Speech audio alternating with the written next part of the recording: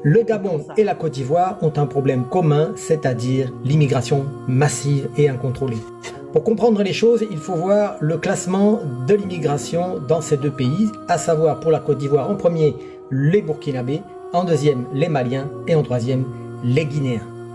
Pour ce qui est du Gabon, en premier les Maliens, en deuxième les Béninois et en troisième les Camerounais.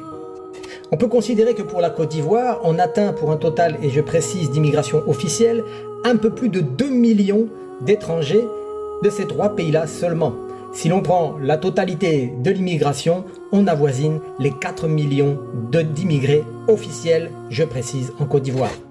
Vous pouvez aisément doubler le nombre en considérant tous les réfugiés et les clandestins.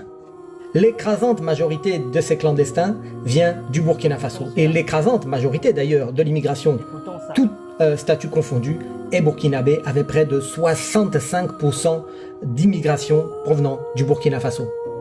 Ce qui donne un impact d'à peu près 25% de la population ivoirienne qui serait immigrée. Mais pour le Gabon, c'est encore pire. On estime le total des immigrés officiels, rien qu'officiels, à 460 000 individus.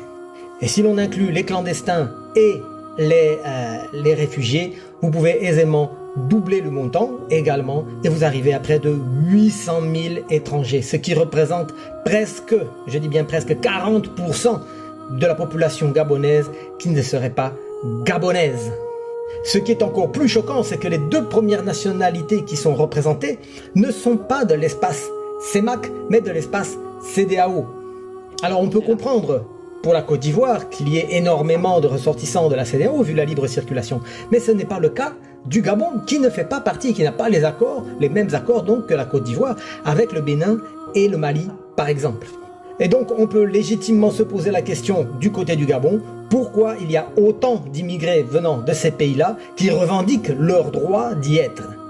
Quand vous subissez une pression migratoire aussi intense et qui a un impact significatif sur l'économie locale, je pense qu'il est légitime de la part des populations et donc du gouvernement d'adopter des mesures de restriction afin de protéger sa population. Abonnez-vous à Nalimonde pour mourir moins bête que ceux qui traitent les Gabonais ou les Ivoiriens de xénophobes et surtout rejoignez ma chaîne Telegram car vous y trouverez toutes les exactions commises par ces gens-là dans leur propre pays, sur leur propre population, expliquant pourquoi ces gens fuient vers des pays plus cléments et plus sécuritaires. Le